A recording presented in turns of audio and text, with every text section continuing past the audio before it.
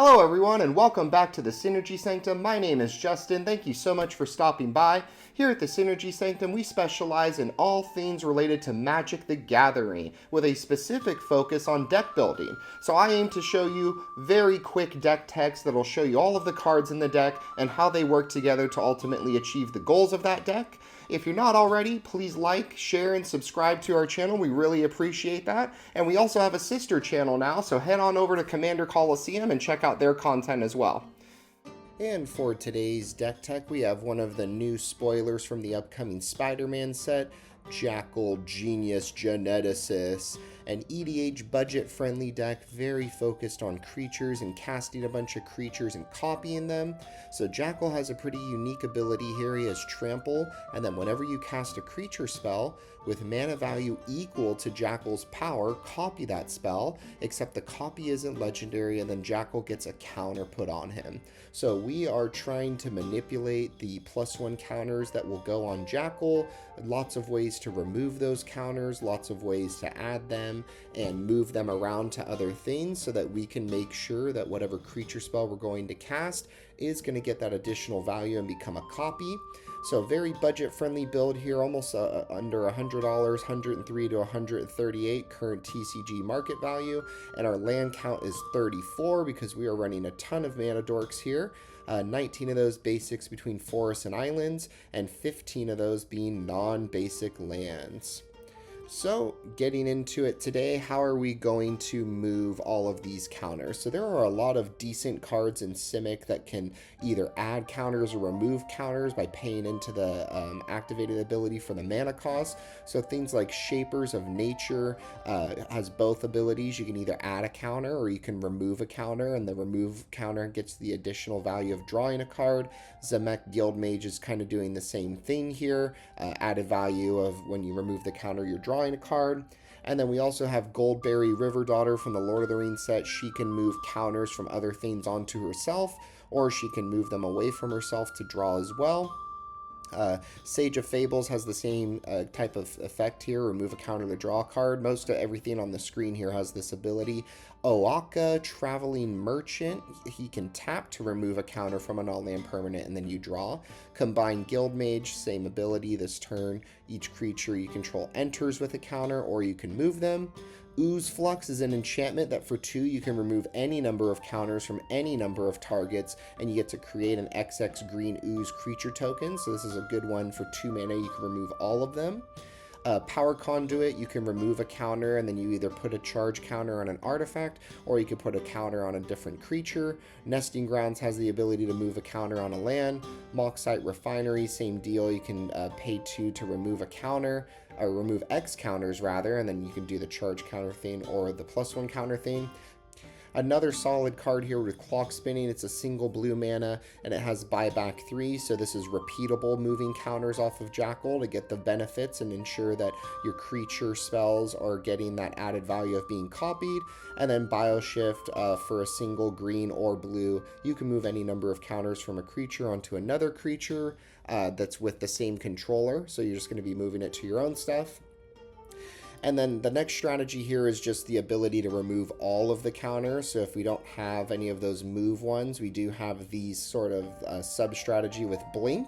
And I did look this up. Blinking removes all of the counters from the permanent, so it doesn't actually come back with the counter. So if you choose to blink Jackal, he will come back just as a 1/1, and then you'll be able to get the added value off of those ones. So things like Ghostly Flicker, Essence Flux, Displace, Blur, and Illusionist Stratagem, they just do the blink, and they're not going to add a counter. There are other cards in blue that add the counter when it comes back, but we're choosing the ones that don't.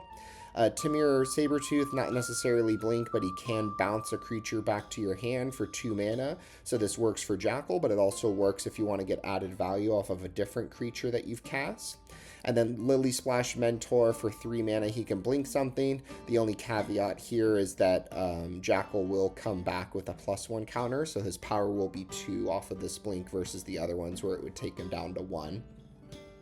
And then there's the ability to add counters, not just to Jackal, but to all of your creatures that you're going to be casting with things like Master Biomancer. So Master Biomancer says each one enters based off of Master Biomancer's power. and is a mutant in addition to its other types. Karn's Bastion and Evolution Stage proliferate, so if you're playing a land with Evolution Stage, you're going to proliferate the counters. Karn's Bastion lets you choose when to do it. And then Forgotten Ancient, anytime someone's playing a spell, he's getting counters, and then you can move those counters to any specific creature at your upkeep. So this one is kind of a good one in case you're going to play one of the big bombs that we have coming up. We do have some 7 and 8 mana creatures, and this would be a way to get Jackal's counters up there as power higher so that you can cast those and still get the copy. Really broken here. And then we have good stuff in the deck. So we are running a Craterhoof Behemoth for 8 mana. He enters, and then creatures you control get trample, and they get +X/+X, where X is the number of creatures you control. Very creature-heavy deck, especially with the tokens. It's going to get out of hand. We do have a backup win con as well with Simic Ascendancy. So whenever one or more counters are being put onto a creature you control, you get to put that many on Simic Ascendancy. And then if it has 20 or more growth counters on it, you win the game. So this is going to get out of control quickly if you think about all of the moving of counters we're going to be doing. Each of those is going to count as a trigger for this, and this is a backup win con in case we don't win with flooding the board. The Goose Mother, really interesting. It enters with X+1 counters, and then you make X food tokens. And then when it attacks, you can sack a food to draw, so kind of some pseudo draw there. It's also a flyer. Spark Double, Phyrexian Metamorph, and Clever Impersonator kind of play into this copying strategy. So each of them are going to enter the battlefield as a copy of something else. And with the blinking, you kind of get repeatable things here. So you can keep grabbing the better stuff that comes out. Got Avenger of Zendikar because he can make a bunch of plants. And if he's copied, he's going to double that. Coma Cosmos Serpents, just a solid card all around. Going to swarm the board with more tokens as well. So just really, really solid here. And then we do have the combo potential of going infinite with these blink cards, with cards like Timeless Witness, Eternal Witness, and Archaeomancer. So there are ways and combos that exist in the deck where if these enter, they're going to basically return the card that blinked them. So if you're going to do something like Ghostly Flicker, they're going to be able to return it from the graveyard to your hand. And then if you're doing things like Peregrine Drake, which we also run in the deck, you're going to have infinite mana. You're going to get to do those things infinitely. So really, really solid there.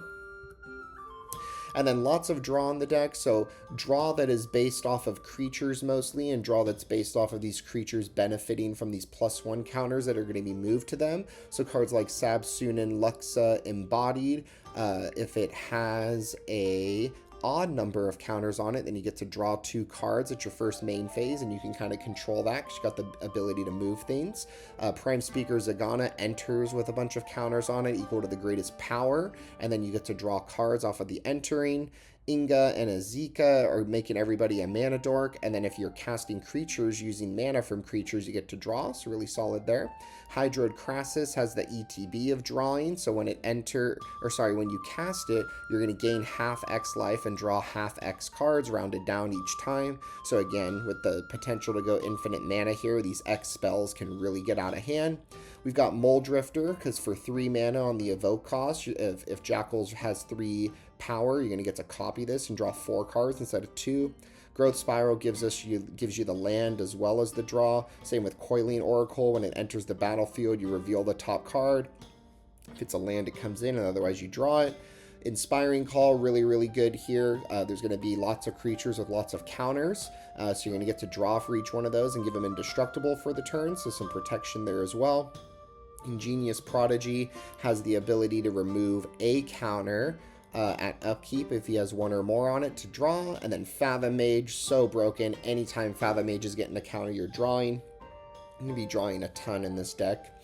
We're running Beast Whisperer, so you draw off of the cast triggers for each of these creature spells. Brainstorm's always good, and then Fairy Mastermind doubled up is going to get kind of crazy as well, because you could pay mana into it to force everybody to draw a second card for the turn, and then you're going to be drawing 2 cards a turn if you have a copy of Fairy Mastermind out. And you notice a lot of our mana costs are low to the ground, so we're trying to keep Jackal's power 3 or less so that we can benefit off of all of these low to the ground creatures, and then ideally have the ability to either blink him or to move the counters off of him, so you can keep churning out these creatures and ideally drawing a bunch of cards. So really solid engine here. And then removal in the deck, we're running a Reclamation Sage, we're running Kogla the Titan Ape, which can fight a creature and then has the ability to destroy enchantments or artifacts that a defending player controls off of attacks. So again, just picture each of these doubling up, it's going to get kind of crazy. Haywire Might is really good because it's a single mana, so just Jackal being out and then casting Haywire Might gives you 2 potential artifacts or enchantments that you can remove at the cost of sacking the Mites. We're running a Beast Within for targeted removal, as well as Snap, which would let you untap 2 lands. And then we are running 4 counterspells, the budget-friendly ones with Negate, Counterspell, Arcane Denial, and an offer you can't refuse. And then finally, rounding us out, here's our mana suite for the deck. So we are running a Peregrine Drake, so he combos off with all of that Blink strategy with any of the Witnesses, or with the Archaeomancer as well. We've got a Soul Rain, we're running Cultivate, and we are running a Rampant Growth as well for ramp. And then all of the dorks we are running are here, so we're running a Gyre Sage, which benefits, gives you green mana for each counter on it. Paradise Druid is going to be blue or green, so is Birds of Paradise. And then the expected single drop dorks, Llanowar Elves, Finhorn Elves, and Elvish Mystic. And then Fanatic of Ronas, we will have a creature with power 4 or greater at some point very quickly. And again, you'll notice these are all 2 or less, right? So if Jackal's power is low, you're doubling up on your dorks. You're going to be making a ton of mana very quickly, and this deck is going to get out of hand very quickly as well. And with that, our show has come to an end. Thank you so much for watching our video, and if you enjoyed that video, feel free to share it out with any friends who might find value in it as well. Thank you so much for stopping by. We hope to see you again soon. Have a good one.